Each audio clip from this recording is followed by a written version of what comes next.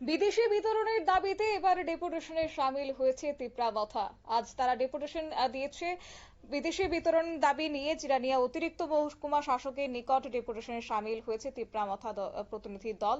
তিপ্রামথার উদ্যোগে আজকে সেখানে উপস্থিত ছিলেন তিপ্রামথা এডিসি চেয়ারম্যান জগদীশ দেববর্মা সহ অন্যান্যরা। বিশেষ করে সাম্প্রতিক সময়ে মায়ানমার এবং বাংলাদেশ থেকে যারা অবৈধভাবে ভারতে প্রবেশ করেছে কিংবা এখনো পর্যন্ত তারা ভারতের মধ্যে বসবাস করছে দীর্ঘ বছর যাবত, তাদেরকে অতি শীঘ্রই চিহ্নিত করে তাদেরকে যেন বিতরণ করা হয়, তাদের দেশে পাঠানো হয়, সেই উদ্দেশ্যে ডেপুটেশনে সামিল হয়েছে তিপ্রামথা। গোটা বিষয় প্রসঙ্গে আজ কি বলছেন জিরানিয়ার অতিরিক্ত মহকুমা শাসক, শুনুন।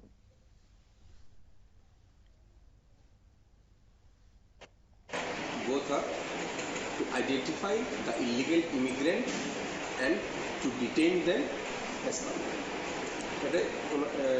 ये उन लोगों का मेन डिमांड था।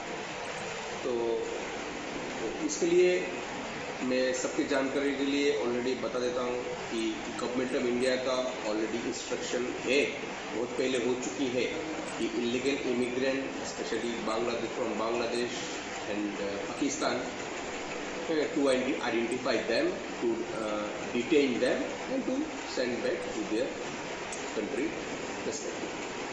तो ये गवर्नमेंट ऑफ इंडिया का ऑर्डर ये तो ऑलरेडी सारे भारत। আপনারা শুনলেন অতিরিক্ত মহকুমা শাসকের বক্তব্য। তিনি আজ সাংবাদিকদের জানিয়েছেন যে অতি শীঘ্র সমস্ত বিষয় বিবেচনা করে এবং তারপর যারা অবৈধভাবে সেখানে বসবাস করছেন তাদেরকে চিহ্নিত করে তাদের দেশে পাঠানোর জন্য উদ্যোগ গ্রহণ করা হবে।